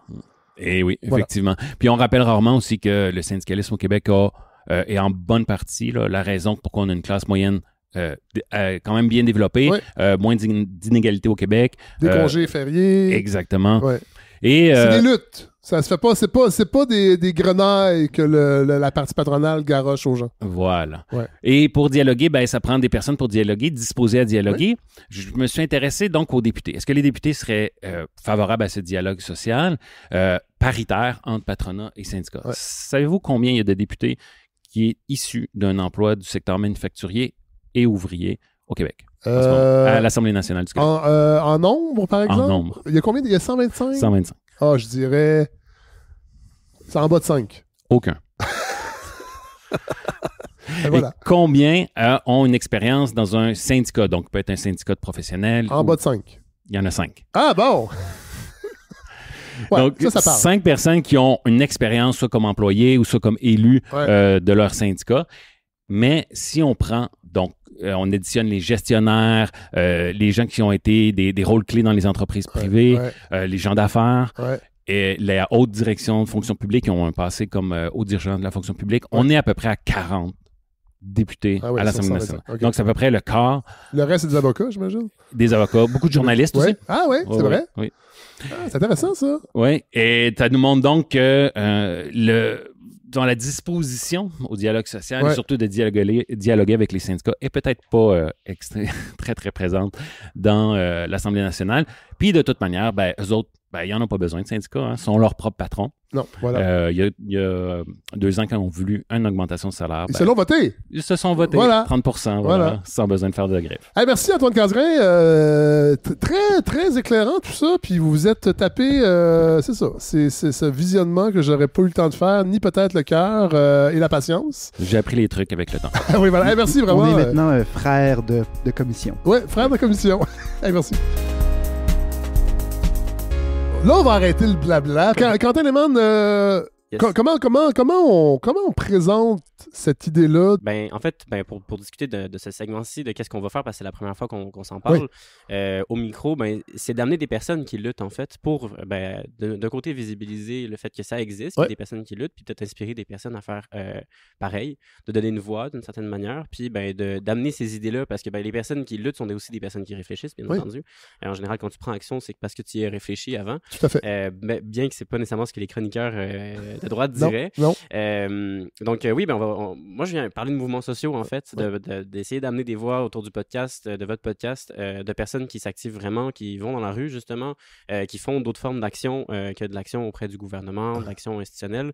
Puis je trouve ça intéressant qu'on vienne parler de syndicats, parce que c'est une forme de militantisme aussi, c'est une forme de prise de pouvoir, en fait, là, une forme de manière de riposter, de dire, de collectivement choisir pour nous-mêmes. Puis je trouvais ça intéressant qu'on parle de l'augmentation de la répression, en fait, des syndicats en ce moment, des tentatives de répression, cette fois-ci par les instances politiques, parce que c'est quelque chose qu'on voit à travers le monde aussi, l'augmentation de la répression des mouvements sociaux de gauche, progressistes, ou appelez-les comme le voulez, là, mais de protection des droits, d'émancipation, de protection de la personne, etc. Il y a vraiment une augmentation de la répression à travers le monde de tout ça. Donc je pense que ça a introduit très, très bien. Puis pourtant, sans mouvements sociaux, il n'y a pas de révolution tranquille au Québec. Puis pourtant, on l'aime assez généralement. Puis elle n'était pas si tranquille que ça, d'ailleurs. Je pense que c'est des choses à déconstruire. Sans syndicats, il n'y en a pas non plus. Sans tout ça, il n'y a pas de service public. Il n'y a pas de droit de vote, ni de droit de vivre libre pour certaines personnes, sauf pour les hommes blancs propriétaires. Donc, au final, les mouvements sociaux font ce qu'on est, puis font la possibilité, en fait, d'avoir un bon mode de vie dans nos sociétés. Donc, je pense que c'est important de pouvoir venir en parler, puis d'amener les personnes qui portent les mouvements sociaux aujourd'hui, même s'ils sont stigmatisés, criminalisés, vus de mauvais œil, parce que ils n'ont pas vraiment de place publique, etc. Donc, on est un peu parti de ça, pour se parler. Puis, il y en a plein des luttes, en fait, au Québec. Il y en a plein des mobilisations, il y en a plein des résistances, en fait, soit au capitalisme, aux autres systèmes d'oppression qu'on peut voir. Et là, Lilou j'ai amené quelqu'un. C'est ça. Lilou, en fait, vient nous jaser, puis il fait faire suite, en fait, au coup de gueule qu'il y a eu à la fin de l'épisode 23, que j'ai beaucoup aimé. Je pense que vous avez dit qu'il y a d'autres personnes qui l'ont aimé aussi. Puis, vous disiez, il faut faire émerger des voix qui parlent d'autre chose que le capitalisme, qui proposent des alternatives. C'est clair qu'il y en a, puis que le podcast, on pourrait essayer d'en avoir. Il faut avoir d'autres trames narratives sur le plan économique, sur le plan d'analyse. Je reprends vos mots à ce niveau-là. Donc, je me suis dit, qui d'autre que Lilou pour venir en parler? Lilou s'est présenté en début d'épisode, puis il va venir jaser un peu de tout ça avec nous. Elle a dit, je le répète, elle est coprésidente de l'aile jeunesse du chantier de l'économie sociale. Elle milite contre Raymond Logistique, une grande corporation de logistique capitaliste qui s'installe à Hochelaga-Maisonneuve. Pour la défense du terrain vague. Et puis, on va pouvoir aussi en jaser, être en finance, en finance de marché à HEC Montréal. Ça m'intrigue, Lilou. Oui, merci pour l'invitation, mais c'est ça, je suis allée en finance pour essayer de mieux comprendre ce à quoi je m'attaquais. Je pense qu'aujourd'hui, le système financier a comme beaucoup, sinon plus, d'impact que le système politique international. Donc, que ce soit le jargon, que ce soit les codes sociaux, de comprendre la manière de réfléchir, d'analyser le monde. Je trouvais ça quand même. Est-ce que t'es au bac? T'as un certificat, c'est comme un bac par cumul, en tout cas, c'est complexe. Bon. J'ai un parcours atypique. Parfait. Jusqu'à présent, est-ce que t'es heurté par l'enseignement qu'on t'offre en finance? Dans le sens où par rapport à... Parce que t'es militante en même temps, là. C'est ça. Mais mes idées sont déjà faites, dans le sens où je vais vraiment là-bas pour comprendre, puis je viens pas non plus pour challenger, tu sais, je veux dire, même quand je pose des questions à mes profs, on se comprend pas. Ah ouais, à ce point? Dans le sens où les deux, on a tellement une lecture du monde qui diverge que même s'il est de bonne foi, puis essaie de comprendre, puis essaie de reformuler ma question, il comprend pas pourquoi je veux savoir ça. Il est comme, c'est pas à l'examen, je suis comme, je sais. Ça marche pas. Là. Ça. Ouais, c'est comme pas. Ils n'ont pas les mêmes prémices, en fait. Ben, c'est ça. On parlait de la prémisse des changements climatiques. En fait, des crises écologiques, des catastrophes écologiques, les mêmes prémices sont pas partagées. On parle pas de Nerdvolt de la même manière. Mais non. Ça, c'est fou, ça. Ton background familial, est-ce que... Non, mais ton militantisme, en fait, parce qu'il y a quelque chose... Des fois, on grandit avec des gens, nos parents qui ont milité, jeunes, tu sais, on nous amène dans des manifs. Est-ce que c'est ton cas ou pas du tout? Non, du tout. Moi, j'ai commencé en 2019, là, c'est ça, quand il y a eu les grèves pour le climat, Greta, les grosses manifestations. Fait que moi, c'est là que j'ai mis le doigt dans l'engrenage, on va dire. Puis, j'avais jamais fait ça avant. Okay. Tu parlais de comment est-ce que on se sent imposteur ou impostrice de rentrer là-dedans. Mais moi, c'est comme ça a été très vite, très rapidement, avec un peu cet effet boule de neige de... Ça prend tout au ton quotidien, puis tes priorités changent de place. Puis depuis, ça s'est transformé, ça a pris une autre forme. Puis là, tu rencontres des gens, tu as des discussions, tu as des lectures, tu es comme plus sensible à certains discours plus que d'autres. Puis éventuellement, tu commences à affiner, on va dire, ton analyse politique ou whatever. Mais c'est pas vrai là, que genre quand j'ai commencé, je comprenais tout l'enjeu. Puis, parce qu'il y a souvent ça, tu sais, de dire si je prends action, ça veut dire que je suis capable de justifier ça. En tout cas, non, j'ai pas le background. Ben oui, j'ai amené Lilou clairement pour discuter aussi de sa posture militante, mais aussi pour parler de perspectives post-capitalistes dans les mouvements sociaux, en fait. Parler de... souvent, c'est nommé dans le podcast, en fait, le maudit capitaliste. On fait des blagues avec ça, mais puis je dis qu'un épisode à la fois, on veut détruire le capitalisme, mais c'est difficile d'imaginer... Mais c'est un mode de production, c'est un mode d'organisation sociale, ça influence notre gouvernance politique dans les États libéraux, des démocraties libérales. Mais c'est pas totalisant, en fait. C'est pas absolu et il y a des perspectives pour essayer d'en sortir, pour essayer de dépasser, d'éroder, en tout cas, ce système économique et social. Puis c'est un peu ce qu'on voulait discuter durant l'épisode avec Lilou, justement, parce que on parle d'économie sociale, on parle de mouvements sociaux. Il y a ces tentatives-là, en fait, d'essayer d'éroder le mode de production capitaliste. Fait que je vais envie de te lancer là-dessus. Moi, je trouvais ça intéressant, la liste que tu faisais tout à l'heure avec toutes les différentes luttes, les différentes mobilisations. Je pense que justement, ça témoigne en fait qu'il y a énormément de gens qui ne se retrouvent plus dans le modèle qui est proposé aujourd'hui et au point de se mettre en action, de s'organiser, de trouver manière de faire autrement. Parfois dans les canaux plus organisés, institutionnels, traditionnels, et parfois dans des réseaux plus informels, davantage reposés sur l'entraide, sur la communauté. Parce que je pense que c'est ça, au final, on a un système qui crée, le terme système a comme des fois une connotation de genre, il y a le dos large, le système, gang de woke. Oui, c'est ça, mais en tout cas, c'est l'aspect un peu totalisant dont tu parlais tout à l'heure. C'est une manière d'organiser la société qui fait en sorte qu'aujourd'hui, les gens sont extrêmement seuls et on est méfiantes les uns des autres. On est constamment dans la compétition, dans le self-made, excusez pour l'anglicisme. Puis en fait, avec l'IA, je traduis tout ça dans le montage. Mais les gens cherchent vraiment fort la communauté. Et je pense que c'est vers plus ça qu'on doit tendre. Et les luttes, c'est aussi une manière de trouver une communauté de gens. Et c'est ça, je pense que même si on l'entend pas nécessairement dans le discours médiatique mainstream, c'est un petit peu ça que tu disais dans l'autre épisode, de genre, faut faire émerger cette trame narrative-là.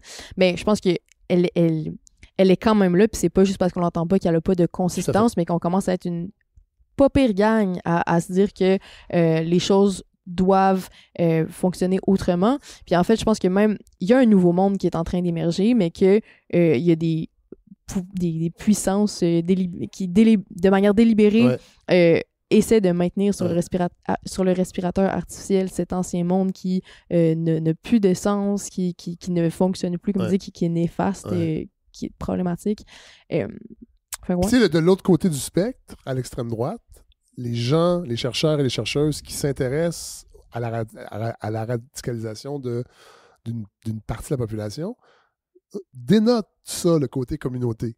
C'est ça souvent qui attire les gens Puis c'est le même côté. C'est ça qu'il faut. C'est ça. Moi, c'est ça qui m'interpelle, en tout cas, là-dedans.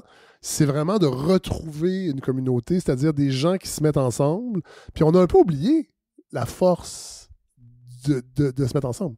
Exact. Puis je pense que ce qui est encore plus intéressant, c'est de faire communauté quand on lutte, puis ou même de découvrir une communauté à travers cette lutte-là qui peut être même pérenne, mais en fait, de réorganiser notre quotidien en fonction de la communauté. Ouais. Aujourd'hui, notre quotidien est essentiel dans le sens où on va peut-être aller au travail, trouver une communauté. Ouais. Là, on est avec la famille, c'est la communauté. Ouais. Là, il y a comme la fête du voisin qui est comme communauté, peu importe, tu sais. Mais en fait, de l'intégrer davantage dans notre quotidien, dans notre manière de vivre, d'habiter le territoire, d'occuper l'espace. Je pense que il y a des modèles économiques qui tendent vers justement ça, vers la communauté, vers davantage d'autonomie, en fait, d'être moins dépendant de être une petite pièce dans ce grand puzzle, mais de reposer davantage sur soi-même, soi-même étant la communauté plus large. Ouais. Fait que c'est ça, je pense que l'économie sociale, c'est un de ces moyens-là, c'est pas le seul, mais je pense que on est dû pour repenser le truc. OK, parce que j'ai l'impression que l'économie sociale, c'est un mot... Je peux l'expliquer un peu. Oui, parce que j'ai l'impression qu'on le répète souvent. Il y a des entreprises qui se servent de ça dans leur vitrine, puis on se demande exactement c'est quoi. Est-ce que ça veut dire être pauvre? Oui, c'est ça. Est-ce que ça veut dire être un OBNL? On entend ça souvent, c'est la charité. C'est clair. Ben non, dans le fond, l'économie sociale, c'est un autre modèle, on va dire, d'entrepreneuriat collectif. Oui. Donc, ça regroupe à la fois les OBNL avec revenus marchands, donc celles qui sont sans revenus marchands, c'est le communautaire, et les coopératives. Oui. Donc, les coopératives, les OBNL avec revenus marchands, ça constitue le mouvement de l'économie sociale. Et en gros, c'est pas juste la structure juridique, c'est aussi un mouvement qui s'intéresse à réinvestir les profits de l'entreprise dans la communauté et non pas pour le bénéfice des actionnaires, exactement. Okay. On parle aussi de gouvernance qui est démocratique. Donc, justement, tu ne vas pas avoir un comité de direction qui va prendre toutes les décisions comme ça lui chante. On parle aussi de répondre à un besoin dans la communauté. Donc, c'est vraiment des entreprises collectives qui appartiennent à la communauté, là, je vous dis en théorie. Après ça, évidemment, il y a tout le monde ne fonctionne pas toujours comme ça, mais c'est ça. Parce que moi, je suis incorporé ici.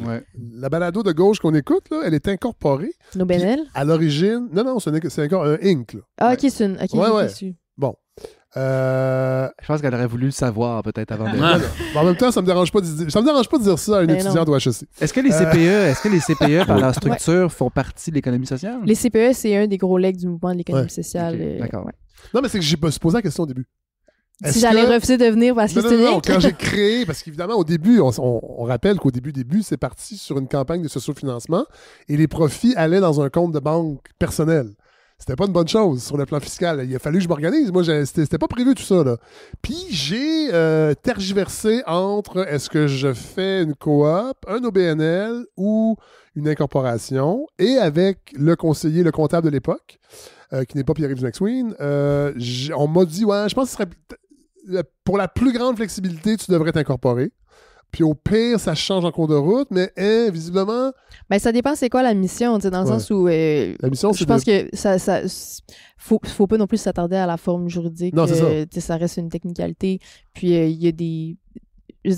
C'est juste qu'il faut faire la distinction avec des entreprises sociales qui sont des entreprises privées et qui vont elles-mêmes décider de dire ça c'est un besoin dans la communauté, je vais selon mes propres ma propre analyse de la situation y répondre. Est-ce que le balado c'est de dire je réponds aux besoins de je sais pas moi la crise médiatique, l'accès à l'information, machin, on pourrait je vais peut-être changer, mais pour l'instant, ça va. J'essaie de penser à un exemple d'entreprise sociale. Ce serait quoi? D'entreprise sociale? Moi, je peux en donner un. Vas-y. On parle souvent de logement social au Québec, puis on parle des municipalités, le rôle des gouvernements supérieurs, mais ceux qui font les plans puis qui sont les entrepreneurs des logements sociaux, ce sont des groupes de ressources techniques qui sont des groupes d'économie sociale, finalement. L'économie sociale qui ne sont pas d'entreprise. Donc, créer des coopératives d'habitation. Ben, c'est ça. Donc, la première partie, en fait, qu'on amenait, c'est l'idée qu'il y a des initiatives pour essayer de s'organiser en dehors du capitalisme. Oui. Donc, le capitalisme, c'est un système d'organisation sociale, c'est un système d'organisation économique qui gère, en fait, nos activités économiques entre nous. Oui. Puis c'est aussi un système de rapport de pouvoir, où est-ce que tu as des personnes qui possèdent, donc des possédants, Oui. et d'autres qui sont possédés, qui travaillent pour. Donc, c'est comme les bases un peu pour comprendre le capitalisme. Je pense que c'est bien de le définir, justement, considérant qu'on en parle souvent. On pourrait aller longtemps là-dedans. Ça n'a pas changé, contrairement à ce que les gens pensent, là. Ouais, non, c'est ça. Depuis ses débuts. Ça évolue, ça prend d'autres formes, mais la structure globale se ressemble quand même beaucoup depuis le début. C'est juste que tu as toute la tech qui arrive là-dedans, puis d'autres méthodes pour posséder et pour s'accaparer qui sont entrepris. Puis, ce que je trouve intéressant, en fait, avec l'économie sociale là-dedans, c'est que, ce qu'on comprend avec le capitalisme, c'est qu'il n'est jamais totalisant. Tu as toujours des échanges, on fait un prêt ensemble, je te prête mon vélo ou quoi que ce soit. Plus largement, justement, tu as des coops qui, en dehors du marché, essaient de fonctionner d'une autre manière. Ou en tout cas un peu en aparté, bien qu'il soit toujours dans un système qui est dominant, malgré tout. Puis, ce qui est intéressant de voir, c'est que ce système économique-là, bien qu'il y ait des alternatives qui existent, elle n'arrive jamais à le renverser, en fait. Ça fait longtemps là, qu'on essaie de renverser le capitalisme, qu'il y a des mouvements sociaux qui existent contre ça. Tu as eu des tentatives communistes qui ont échoué lamentablement, puis qui sont devenus ce qu'elles haïssaient, un État totalitaire. Donc, elles n'ont jamais été communistes au final. Puis, il y a eu ces tentatives-là qui se sont faites pour essayer de renverser le capitalisme. Puis là, aujourd'hui, on en est où? Comment est-ce qu'on sort de ce système dominant-là? Puis, pourquoi on veut sortir ça? Je pense que c'est comme une base qu'on partage dans le podcast. Donc, comment est-ce qu'on en sort? Déjà, en faisant des alternatives, que Lilou a commencé à nous discuter un peu, puis c'en est une parmi tant d'autres. Mais c'est aussi en luttant, en fait. C'est aussi en luttant contre, en cherchant des ruptures, parce que ce système-là, il fonctionne sur des rapports de domination. Donc, il fonctionne avec des dynamiques de pouvoir, puis il faut essayer de les renverser. C'est pas vrai qu'on va convaincre en fait un ministre de sortir d'un modèle capitaliste. Il ne pourra pas le faire. Non. C'est impossible. En fait, le modèle démocratique entre guillemets dans lequel on est, il est imbriqué. En fait, le système parlementaire est imbriqué avec. Est imbriqué avec le capitalisme. C'est ça, faut le comprendre. Puis ce qu'on voit dernièrement, je pense que ça le représente très très bien, c'est un gouvernement qui protège les intérêts capitalistes. On l'a vu avec Stablex la semaine passée. Là, il y a une loi sous Bayon peut-être aujourd'hui. C'est fou, c'est complètement mis en place pour des déchets américains enfouis en pleine guerre commerciale. En pleine guerre commerciale. Qui est le discours du gouvernement aussi. 100%. On va vous protéger de la guerre commerciale, puis en arrière, on va passer un bâillon pour détruire un milieu écologique important pour mettre des déchets dangereux de notre ennemi commercial. Quand on y pense, là, c'est simple. Voilà, excusez. Exactement, mais on le voit avec Nordvolt. Ça a été ça aussi, exactement. Donc là, des intérêts des grandes corporations que le gouvernement donc, en vient à défendre. C'est comme une suite du néolibéralisme. Donc l'État finit par défendre le capitalisme néolibéral à ce moment-ci. Et ce que je veux dire par là, puis tu avais l'exemple du budget aussi. Il y a le budget qui est sorti hier, puis là, il y a énormément d'une partie du budget qui va aller dans l'achat de... Il y a, par exemple, crédit en recherche et développement de 27 millions pour l'industrie minière. Puis c'est ça, c'est pas, le budget ne reflète pas les transformations sociales qu'il y a en cours. C'est quand même, on essaie de garder un vieux monde qui marche plus.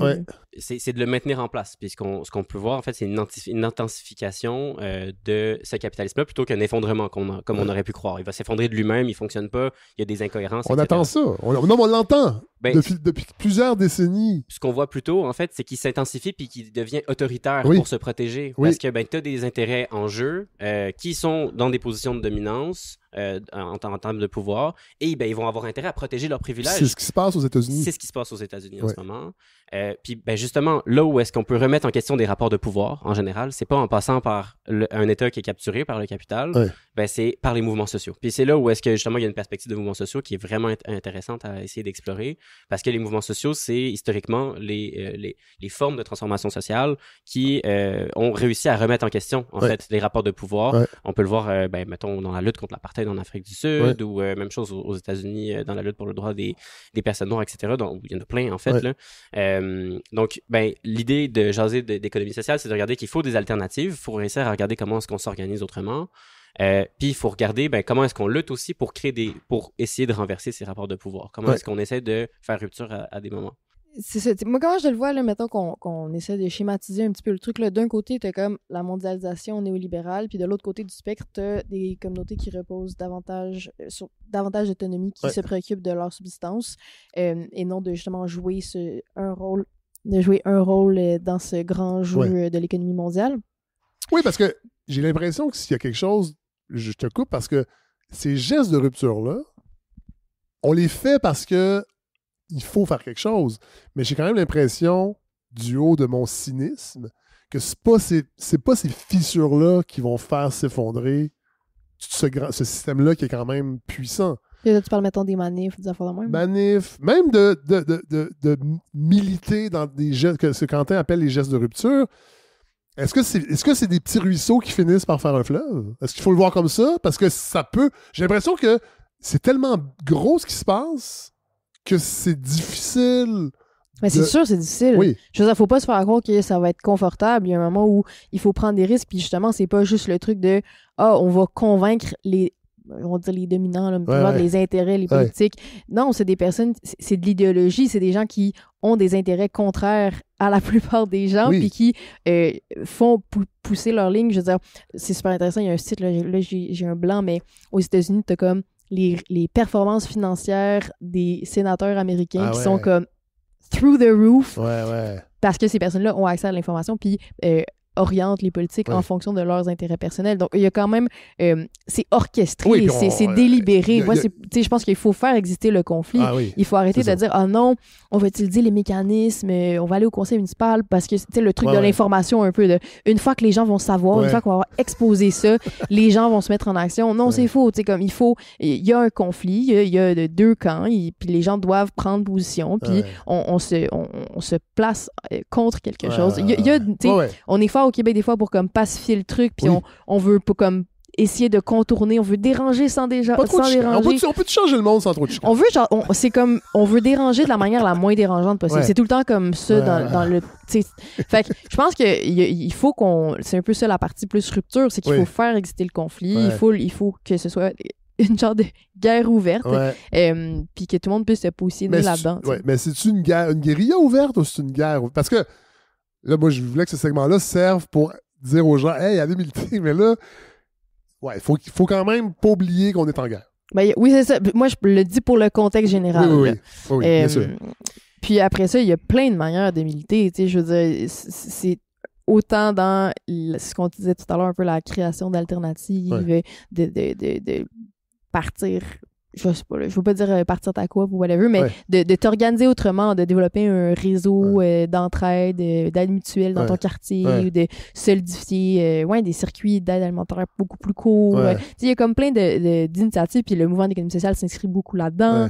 On peut parler des communs ou autres, puis tu as les initiatives plus, on va dire, justement en rupture, qui vont prendre des risques, se mettre en jeu physiquement, bloquer, restreindre, contraire. Il y en a pour tout le monde. Tu n'es pas obligé de grimper sur le pont Jacques-Cartier. Non, mais si vous voulez le faire, faites-le.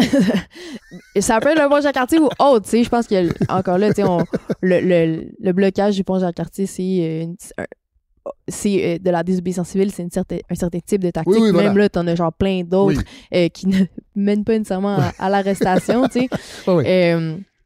Puis, j'allais juste dire que dans le fond, t'as plus on va dire la rupture puis les alternatives. Puis là, c'est très comme caricatural, là, ce que je dis. Mais je pense que dans un monde idéal, ces deux choses-là ne sont pas aussi segmentées et puis que justement, à travers des fois la lutte, à travers la rupture, tu vas rencontrer des gens qui vont devenir ta nouvelle communauté, ton nouveau quotidien. Mettons, dans Hochelaga Maisonneuve, avec le terrain vague, c'est ça qui se passe. C'est une communauté qui s'est créée à travers la lutte et qui se voit au quotidien et qui garde les enfants de l'un de l'autre puis qui partage un quotidien. Puis ça, c'est, je veux dire, il y a des exemples à travers le monde. Mais oui, puis tu sais, au début, cette lutte-là, c'était un peu une lutte très locale ou de voisinage. Puis éventuellement, en tirant sur la ficelle, tu réalises que non, en fait, tu t'opposes au développement du port de Montréal, de la plus grande plateforme de transbordement en Amérique du Nord. Puis le port de Montréal, c'est la porte d'entrée pour le reste de l'Amérique. Fait que c'est comme hyper stratégique comme endroit. Fait que, En fait, juste pour renchérir là-dessus, Mobilisation 6600, c'est un exemple qui a été très promu. On l'a fait beaucoup vu. Il y a une BD qui est sortie. Ils ont été invités un peu partout. Ils se promènent à travers le Québec aussi pour parler de leur lutte. Mais il y en a beaucoup, en fait, des luttes comme ça au Québec. Puis c'est souvent ça aussi qu'on voit pas, c'est que des luttes contre des agrandissements portuaires. Il y en a plusieurs, parce qu'il y en a beaucoup en ce moment. Là, on veut faire du fleuve un corridor économique intelligent. Une autoroute, pour le résumer. Il y a beaucoup de mines aussi, puis il y a des résistances aux mines. Donc, en fait, des entre guillemets, Mobilisation 6600, on a un peu partout des gens qui prennent conscience que ça n'a pas de sens, que sur le territoire qu'ils habitent, collectivement, ils doivent subir, en fait, un industriel qui vient d'arriver pour faire du profit, puis profiter d'eux aussi.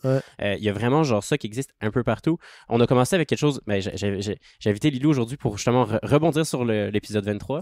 Donc, on est parlé dans une mobilisation précise, puis c'était un peu ça le but pour commencer. C'était comme, globalement, centrons un peu l'idée autour de comment est-ce qu'on s'oppose au capitalisme, puis dans quoi vont s'inscrire, en fait, les personnes qui pourraient venir, soit dans justement la création d'alternatives, de l'offre de services à des personnes qui en ont absolument plus, versus descendre dans la rue, riposter, demander des droits ou en réclamer, ou voire même faire des actes qui seraient illégaux pour essayer de riposter, d'empêcher une industrie d'ouvrir, de faire valoir un discours antifasciste, etc. etc. On a brisé la glace. Je pense qu'avec ce segment-là qu'on est en train d'inaugurer, on montre que oui, ça se peut, puis il y a autre chose. Puis c'est ça qu'on va faire pour la suite du monde. Quentin-Léman. Merci, les loups. Saluez nos amis au HEC, s'il vous plaît. Oui. Ben, s'il vous plaît. Ouais, allez-y, Quentin. Il y a un collectif post-croissance anticapitaliste au sein de l'HEC. Oui, qui existe. Yves-Marie Abraham est là-bas. C'est pas même pas Yves-Marie, c'est des étudiants. Je parle. C'est des étudiants qui portent, en fait, les hautes études post-croissance, le HEPC. Qui proposent. Cool, je vous invite. Donc, même au cœur d'HEC, t'as des jeunes qui sont comme non, attends, ça n'a plus de sens. La décroissance est obligatoire, en fait. Puis c'est juste un fait. C'est un fait écologique. C'est juste, on peut pas continuer dans le chemin dans lequel on est. Mais là, ces jeunes-là sont tous micro-pucés à leur insu. Ils sont suivis. Merci à vous deux, vraiment. Merci à toi.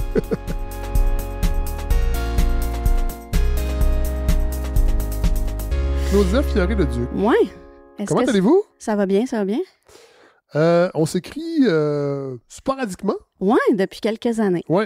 Puis vous répondez à un désir que j'avais, que j'ai effleuré il y a 2 ans, où on avait parlé de l'action communautaire.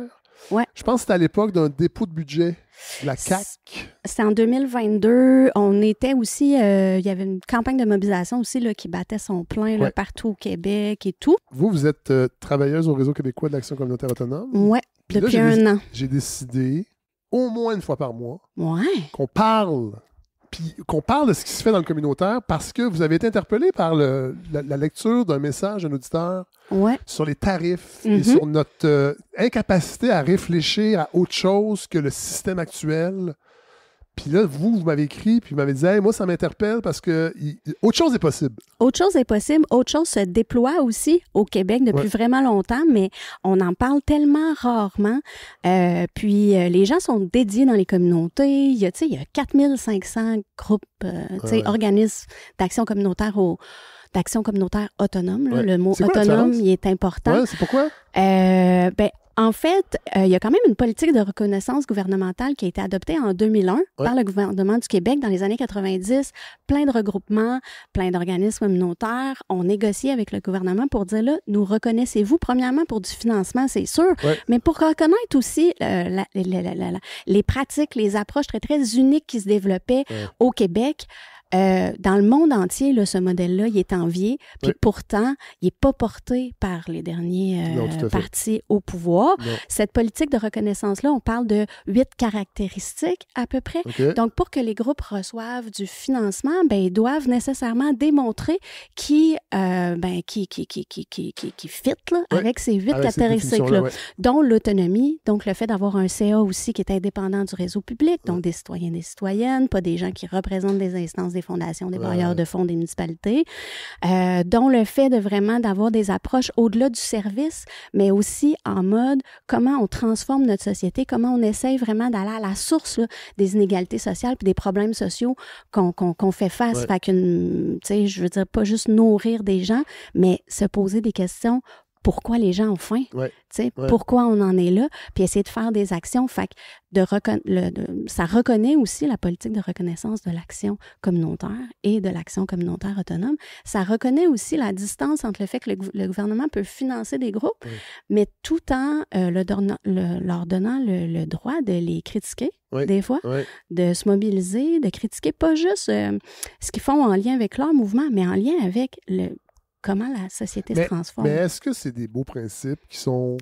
un peu piétinés depuis 2001? Cette reconnaissance-là? Oui, la politique, mais c'est pas une politique qui est prescriptive. Fait que les ministères qui financent les groupes communautaires... C'est comme la loi contre la pauvreté. Exact. On peut bien dire qu'il y en a une, mais... C'est ça. Puis en plus, cette loi-là, la loi contre la pauvreté, ça a été d'initiative citoyenne, ça a été tout un processus auquel le milieu communautaire a beaucoup contribué. Mais effectivement, on voit que, comme tu dis, piétiner, je trouve que c'est bon. Moi, je dirais même essayer d'enterrer dans un trou bien, bien profond. Puis c'est un peu ça, tu sais, quand j'ai répondu sur... l'auditeur, là, tu sais, qui disait, on peut-tu arrêter d'être alarmiste? On parle beaucoup aussi dans notre mouvement, puis autant, tu sais, autant avec le milieu écologiste et tout, de dire, c'est quoi la clé en ce moment, là, par rapport aux diverses crises, je pense qu'on fait face, c'est vraiment d'essayer de penser à c'est quoi l'après-capitalisme. Mais c'est difficile de faire ça. C'est vraiment difficile. Comment vous faites? Ben, moi, ce que ça m'a fait penser, ça, j'étais comme... Moi, je trouve que les 4500 groupes, là, les milliers de personnes, tu sais, on parle, là, si je te lance des chiffres, là, tu sais, c'est 54 000 travailleuses, en majorité des femmes. Il y a des travailleurs, là. 54 000 personnes, tu sais, 425 000 bénévoles. C'est du monde, là, ça, là. C'est du monde qui travaille activement, pas juste pour eux, puis pour leurs petits besoins individuels qui sont là, vraiment... Tu sais, comme pour faire en sorte de perpétuer des valeurs d'entraide, de solidarité, mais aussi d'avoir une autre lecture, tu sais, d'un peu du monde dans lequel on vit, puis d'être capable justement de critiquer. Fait que le but, c'est d'en parler un petit peu plus, de donner le goût aux gens. Parce qu'avec Samuel Mercier, tantôt, il relate dans son essai comment c'est important dans la crise qui nous occupe, c'est-à-dire la montée de l'extrême droite, le néolibéralisme, l'importance d'être en communauté. Effectivement. Il y a toutes sortes de façons de faire. Il y a beaucoup de groupes de citoyens aussi en lien avec la crise écologique qui sont nés aussi dans les dernières années. On est dans une période où, tu sais, c'est sûr que le mouvement ACA en général, c'est vraiment un peu comme les bébés, tu sais, de la Révolution tranquille. Tu sais, c'était vraiment cette volonté-là qui était comme au cœur, là, tu sais, de dire, hey, là, on va arrêter de se faire piétiner. Il y avait toutes sortes d'inégalités de réalités qui n'étaient pas nécessairement pareilles comme maintenant. Mais je pense que maintenant, on arrive là vraiment à un besoin de se mettre ensemble parce que je veux dire que ce soit au niveau des familles, des jeunes, des adolescents, des aînés, on peut décider de s'investir. Puis pas nécessairement en se disant, je deviens un militant, une militante demain matin. Tu sais, c'est comme, je peux voir si, hey, j'ai des connaissances, tu sais, qui pourraient peut-être permettre à ce groupe-là de monter tel projet, par exemple. Je pourrais peut-être siéger sur le conseil d'administration. Puis il y a plein de nouveaux groupes aussi émergents par rapport aux droits des personnes LGBTQ+. Tu sais, il y a plein de choses qui sont vraiment comme de l'innovation. On est toujours comme des pouponnières là, l'innovation sociale. Ben oui, à de l'innovation sociale, à ce qui va se passer, à penser à un futur qui soit plus solidaire puis moins terrible. Parce que moi, j'ai l'impression, puis je n'avais parlé la dernière fois qu'on en avait parlé il y a 2 ans, je pense que ça fait 2 saisons, c'est que le gouvernement sous-finance le milieu communautaire, mais en même temps, il est essentiel. Oui, bien, il est bien content qu'on soit là pour pallier à toutes les crises sociales parce qu'on est vraiment la première ligne de la première ligne. Claudia Fiori-Leduc, merci. On va se retrouver, mais peut-être que tu ne serais pas là, hein, parce que des fois, ça va être d'autres gens, peut-être. Là. Ben, tu vas essayer d'être là? Je vais essayer d'être là. Non, mais parce que, non, mais moi, je vais entendre du monde, là. Bon, ben, je vais inviter du monde, Fred. Voilà. On n'a pas eu le temps, vraiment, de jaser. Non, on fait ça dans la dernière minute. Là. Vous avez interpellé par le message que j'ai lu. Vraiment. De Samuel, l'auditeur s'appelle Samuel. Puis c'était ça, le but. J'avais une petite suggestion à la fin. Je suis en train de lire une petite suggestion lecture. Alors, en ces temps troubles, qui sommes-nous pour être découragés? Donc, de Pascal Dufour, Et Lauren Gay, ça retrace le parcours de Lauren Gay, qui est décédée en 2022, mais qui était une travailleuse communautaire, une infirmière, une militante, une personne engagée, vraiment inspirante. Puis c'est paru à Éco-Société. Et c'est vraiment... je trouve qu'il y a une belle trame aussi historique, là, tu sais, le milieu communautaire, ce mouvement-là, son travail dans l'ombre, c'est bien correct. Là. Moi, j'ai pas le goût d'être... Non, mais quand même, des fois... On peut avoir un peu de lumière. Oui, c'est ça, parce que c'est vraiment du travail citoyen qui se fait. Et il y a une nouvelle plateforme, une vidéothèque unique qui s'appelle Riposte Média, qui vient de sortir. Riposte Média, vous pouvez aller voir des extraits, des vidéos, des capsules, autant sur nos mobilisations, sur des luttes, des capsules historiques sur des luttes spécifiques et tout. Donc, allez voir Riposte Média. Ça pourrait donner le goût pour les gens qui hésitent. C'est ça. Mais moi, je pense que ce qui est important, là, parce que pour vrai, moi, je trouve que l'époque actuelle, elle est vraiment anxiogène. Il y a une partie de moi qui est en colère, puis c'est un moteur, là, la colère, mais des fois, il faut aller au-delà de ça. Puis je pense que cette réflexion-là sur l'action communautaire autonome, cette possibilité-là dans tous les milieux au Québec de faire autre chose qu'être juste en colère, je trouve ça vraiment important qu'on en parle, puis c'est pour ça que ça va devenir un segment récurrent. Des lieux de reprise de pouvoir, on en a besoin. Oui, exactement. Claudia Fiori-Leduc, merci d'être venue, de m'avoir écrit, puis vous êtes déplacée? Oui, mais je travaille à Montréal des fois, fait que... J'essaie de vous donner du crédit. OK, je me suis déplacée de Sherbrooke. Le communautaire, vous avez de la misère. Juste pour tout. Hey, merci. On se retrouve dans un mois à peu près. Yeah! Bye. Alors voilà ce qui conclut ce 26e épisode de la balado. Je vous l'avais dit, j'ai des petites annonces à vous faire. Pour les danseurs, sachez que le 12 avril qui s'en vient, ce sera la prochaine grande soirée dansante de DJ Fred Savard. Ces soirées dansantes-là, qui au début étaient pour le fun, sont devenues des activités de financement des balados de Fred Savard et aussi nous permettent tellement d'avoir du fun, de danser comme des fous, de se défouler. Moi, je me défoule parce que je mets de la musique, je danse pendant 5-6 heures. Mon Dieu que j'aime ça. Et les gens sont là. On a dépensé les 300 billets vendus pour le 12 avril. J'en ai parlé dans les infolettes. Si vous n'êtes pas encore abonné, là, allez vous abonner à l'infolette. Elles ont repris du service depuis 3 semaines et là, j'ai bien du fun.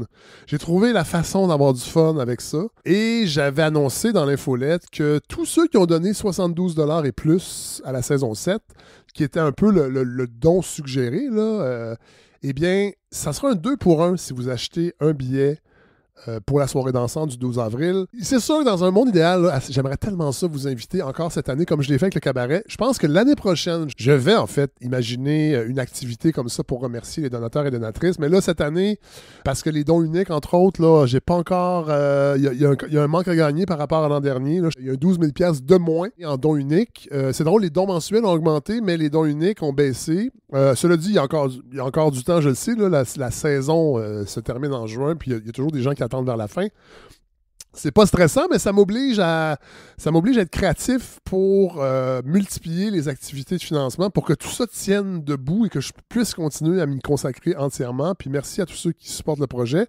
Donc, pour les soirées dansantes, si vous donnez 72$ et plus, ben, si vous achetez un billet pour la soirée dansante, puis vous m'écrivez pour me dire « Hey, garde, j'ai acheté 1-2 billets », ben, je vais vous donner 1 ou 2 billets de faveur pour le 12 avril pour amener quelqu'un qui ne connaît pas encore ces soirées-là. Parce que l'idée aussi, c'est d'éviter de donner de l'argent à Meta parce que ces soirées-là, souvent, j'achetais de la pub puis je mettais 300$, 400$ de pub et le retour sur investissement était vraiment énorme pour rejoindre les gens, pour les avertir en fait. Parce que c'est ça, malheureusement, avec la configuration actuelle des algorithmes, c'est que si tu ne payes pas sur Facebook pour annoncer tes événements, tu rejoins personne. Ce qui n'était pas le cas avant. Au début, là, quand j'ai commencé les soirées dansantes, je créais un événement sur Facebook là, sans acheter de pub. Je faisais juste créer un événement.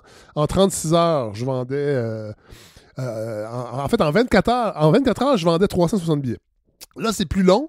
C'est pas grave. Il faut juste que je me prenne autrement, mais je veux absolument plus investir d'argent dans les entreprises de Mark Zuckerberg en publicité. Alors, c'est pour ça que en faisant cette promotion-là, ben, je dis aux gens qui sont dans la communauté de la balado, ben, faites découvrir la balado peut-être et faites découvrir ces soirées-là à des gens qui ont envie de danser, qui veulent pas se faire, qui veulent pas se faire achaler dans les bars et qui veulent retrouver en fait la communauté de la balado, mais sur un plancher de danse. Puis il y a God qui va être là, qui va ouvrir la soirée. La soirée commence à 20h en plus. C'est Wolfgang Plaza, super belle salle, un OBNL qui est tout à fait dans les valeurs de la balado. Là, c'était vraiment un mariage naturel. C'est au métro Beaubien, c'est beaucoup plus central en fait. Ça aussi, c'était une doléance des gens qui venaient danser. Donc ça, c'est le 12 avril, ça s'en vient. Les billets sont en vente sur le point de vente. Sur le freddsavard.com, il y a une section événements, puis je vais en ajouter d'autres. Parce que là, il y a des événements qui s'ajoutent. Entre autres, je serai à Rimouski au mois de mai. J'ai pas encore la date exacte parce qu'on me l'a pas confirmé. Pour les 30 ans du journal Le Mouton Noir, ça va être une activité où j'amène mes micros. On va enregistrer un épisode qui va réfléchir sur la présence médiatique alternative au Québec. Comment on fait pour tenir à bout de bras des médias. Je retourne dans le coin de Rimouski en juillet pour le campus populaire pour une autonomie collective, Terre et Liberté. Ça, j'ai très, très hâte. C'est avec la gang de Paul Emos. Donc, on va continuer à réfléchir, comme on a fait aujourd'hui, sur comment on peut imaginer un monde autrement qu'avec les paramètres qu'on connaît du capitalisme depuis la révolution industrielle. Fait qu'il y a plein de belles choses qui s'en viennent. Alors, on va terminer en musique avec une chanson que je dédie à 3 personnes. C'est une chanson du groupe Boris. C'est un groupe japonais que j'ai découvert il y a 2 semaines. Je comprends pas pourquoi je passais à côté de ce groupe-là. C'est un trio. Une fille, 2 gars. Ils font depuis les années 90 du gros crise de rock, comme on dit. Mais c'est vraiment varié leur palette sonore. Au début, moi, les premiers albums que j'ai écoutés, c'était vraiment du drone metal, là, très méditatif, très lent, un peu comme Suno. En fait, ça rappelle Suno, que j'ai peut-être diffusé ici, mais je ne m'en rappelle plus.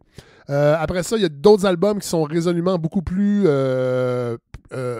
punk rock, même parfois bruitiste, hardcore même. Des fois, ça touche à l'ambiant. La discographie, elle est vraiment déconcertante parce que les mêmes albums changent de version selon où ils sont publiés. Ils ont une discographie prolifique. Vraiment, là, ils ont tout pour me plaire. Je vais en avoir pour des mois à me plonger dans cet univers-là. Alors, je dédie cette chanson-là qui s'appelle Farewell, qui est sur l'album Pink, qui est paru en 2005, qui est supposément un des bons albums à découvrir quand on commence avec ce groupe-là, Boris. Donc, j'ai dédié à 3 personnes. Premièrement, à Gabriel Nadeau-Dubois, parce que j'ai déjà été plutôt critique de lui. En même temps, j'ai un rapport avec lui depuis 2012 où on s'était rencontrés à la soirée d'Encore Jeune, pendant le pilote, qui n'a jamais été diffusé, je pense. C'était un des premiers invités, parce que c'était le printemps étudiant. Moi, j'en parlais souvent dans mes chroniques. J'étais derrière ce mouvement-là. On n'est pas devenus amis, mais on s'est quand même vus à plusieurs reprises dans des activités de souper, des activités mondaines. Je me rappelle d'être allé dans une des soirées les plus folles de ma vie, d'être allé de rejoindre la gang qui le fêtait au Quartier Latin. Je pense que c'était pour ses 25 ans. Gros party. Et avant ça, on était allé souper avec les gars de la soirée, une partie des gars de la soirée, chez Denise Bombardier, qui nous avait invités. Une soirée complètement surréaliste où elle était déguisée, elle s'était éclipsée une partie de la soirée, elle était revenue, elle était sortie de son appartement sur le plateau, puis là, on jasait, il y avait plusieurs personnes, et là, ça cogne à la porte. Il y avait un butler, elle avait engagé un majordome qui avait travaillé chez les Desmarais, vraiment une soirée complètement surréaliste, et elle était arrivée en burqa. Puis elle trouvait ça bien drôle. Et voilà. Alors, et après ça, j'étais parti cette soirée-là pour aller rejoindre la gang de GND pour festoyer au quartier. En tout cas, c'est ça. Après ça, on s'est revus à quelques reprises. On s'est perdu de vue. On se croisait dans le quartier. Bon. Puis, ces derniers temps, ici, entre autres, j'avais, je pense, exprimé mes doutes à savoir si c'était la bonne personne pour poursuivre au leadership de Québec solidaire. Alors voilà, il décide de quitter. Je pense qu'il faut saluer les accomplissements et aussi les non-accomplissements, mais ça fait partie de la vie politique. Est-ce que le parti va lui survivre et va rester pertinent? Je ne sais pas, parce que comme on en discutait avec Antoine, c'est aussi une organisation avec des gens sur le terrain qui font advenir les choses. Eux aussi risquent de quitter probablement. Et est-ce qu'ils seront remplacés? Est-ce que la mobilisation pourra pour avoir lieu. Bon, ça va être à suivre. Ça fait toujours mal de voir qu'un parti de gauche n'est pas capable de sortir un peu des bas-fonds comme Québec solidaire l'est actuellement.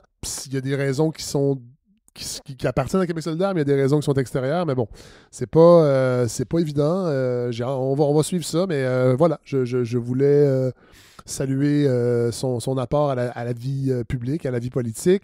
Je vais aussi dédier la chanson Farewell à Christian Rioux pour espérer qu'un jour, Le Devoir allume et cesse de le publier. Ce matin, pour vrai, sa chronique de ce matin est particulièrement odieuse, où il remet en question le terme fasciste qu'on accole au gouvernement de Donald Trump. Et pour lui, en Europe, il regarde ça un peu de haut parce que eux, ils l'ont vécu, le fascisme, puis c'est pas ça. Puis écorche au passage le livre de Marc Forti qui vient de sortir sur le fascisme parce que il s'appuie sur les travaux d'Umberto Eco, et je m'appuie également sur les travaux d'Umberto Eco pour le spectacle que je présente avec Corinne Laperrière sur la montée de l'extrême droite. Puis Umberto Eco, c'est pas un historien, Puis c'est drôle parce qu'il dit... en Europe, ils n'appellent pas ça du fascisme parce qu'ils l'ont vécu dans leur chair, mais c'est drôle parce que Umberto Eco, quand il commence sa conférence, combattre le fascisme, il dit la même chose parce que lui a des souvenirs d'enfance du fascisme. Alors, 2 poids 2 mesures. Évidemment, Rioux revient sur la marotte des gens d'extrême droite, c'est-à-dire combattre le wokisme et reconnaître qu'il y a juste 2 genres. Puis ça, c'est vraiment important que M. Trump fasse ça.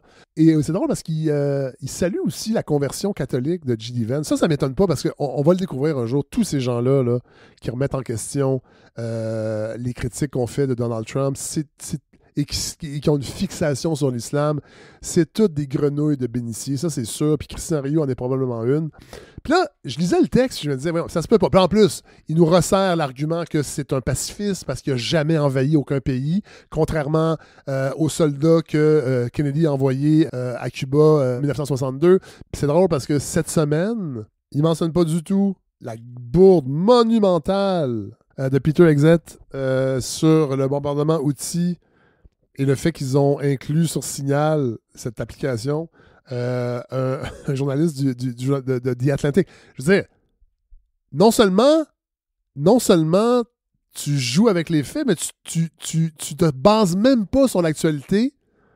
Puis Le Devoir, malgré tout, lit ce texte-là et se dit « Ouais, ça c'est bien qu'on publie ça. » Moi là, pour vrai, je suis en train de me demander si il n'y a pas une fondation quelconque, style la Fondation Atlas, qui finance tellement de médias alternatifs pour remettre en question le réchauffement climatique, qui finance des instituts comme l'Institut économique de Montréal. Je me demande si la présence de Christian Rioux au Devoir, là, c'est pas ça, dans le fond, c'est qu'ils reçoivent de l'argent d'une organisation qui veut absolument que ces idées nauséabondes soient publiées. J'en suis là parce que sinon, je ne m'explique pas qu'on continue de publier des torchons pareils parce que ça n'est pas autre chose qu'un torchon, ce que Christian Rioux écrit. C'est un réactionnaire et pour vrai, là, ça a sa place sur YouTube, puis ça a sa place qui se part de son podcast, Christian Rioux, mais qu'un journal qui se dit respectable comme Le Devoir publie ce gars-là encore aujourd'hui avec ce qui s'est passé avec l'étudiante étrangère qui a été arrêtée sans aucune forme de procès par des dudes qui sont même pas identifiés, qui arrivent avec un véhicule qui est non balisé, avec l'histoire de la professeure Liu, sa conférence qui a été annulée. Pas un crise de mots dans la chronique de Christian Rioux, puis il nous dit que Donald Trump est un pacifiste. Pour vrai, là, honte au Devoir. Je dis farewell à Christian Rioux. Et, je vais me calmer, je dédie cette chanson Farewell à Jeannette Bertrand. Bien sûr, il n'y aura pas d'entrevue ici avec Jeannette. Là, je ne peux pas faire mieux que Radio-Canada qui l'a tellement mis un peu partout. À la limite, un peu too much. Cela dit, j'ai un souvenir vibrant. En fait, Jeannette Bertrand a accompagné mon adolescence parce que moi, j'étais ce qu'on appelle un late bloomer sur le plan adolescent. Ça m'a pris du temps, moi, à sortir de l'enfance puis à aller vers les autres, vers écouter mes pulsions, mon désir naissant. Ça m'a pris du temps. pendant que mes amis allaient danser dans les 14-18 pour essayer de danser des slows puis frencher des filles ou des gars, ben moi, moi, ça me terrorisait d'aller danser. C'est drôle parce que je viens de vous parler des soirées dansantes de DJ Fred Savard, mais c'est ça. Ça a pris du temps avant que le DJ sorte de son cocon. Fait que moi, le vendredi soir, je restais chez nous, tout seul, comme un épais. Et je me rappelle, à l'époque, il n'y avait pas grand-chose d'intéressant à la télé, sauf le hockey. Il y avait du hockey le vendredi soir. Je pense que c'était un poste américain, mais je me demande si c'est pas CTV qui relayait un poste américain. Il y avait les games des Capitals de Washington. Je sais pas pourquoi. C'était pas une équipe canadienne. Mais des fois, j'écoutais ça. Et d'autres fois, la plupart du temps, je finissais par écouter L'amour avec un grand A puis Parler pour parler.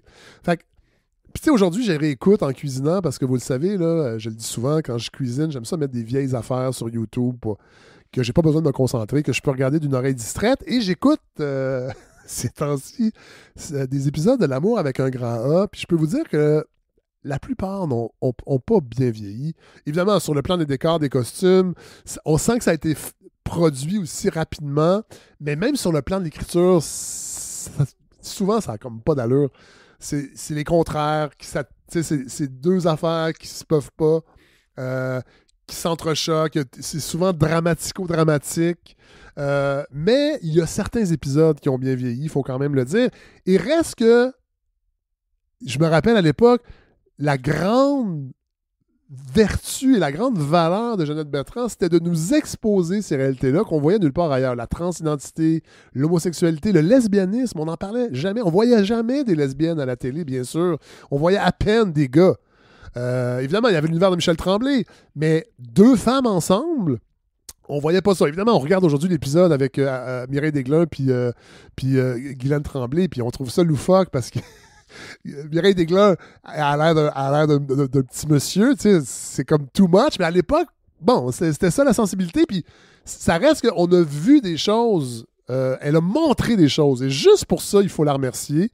Puis sur 100 ans, évidemment, on peut pas juste faire des slam dunk, comme on dit dans le monde du basket. Alors voilà, je lui souhaite pas de nous quitter parce qu'elle va continuer, évidemment, elle est impossible à arrêter, mais le farewell, c'est une salutation. Donc, je dédie cette chanson de drone métal japonais à Jeannette Bertrand. Hey, bonne semaine tout le monde. On se retrouve la semaine prochaine. On va parler de philo. Préparez-vous, ça va être dense.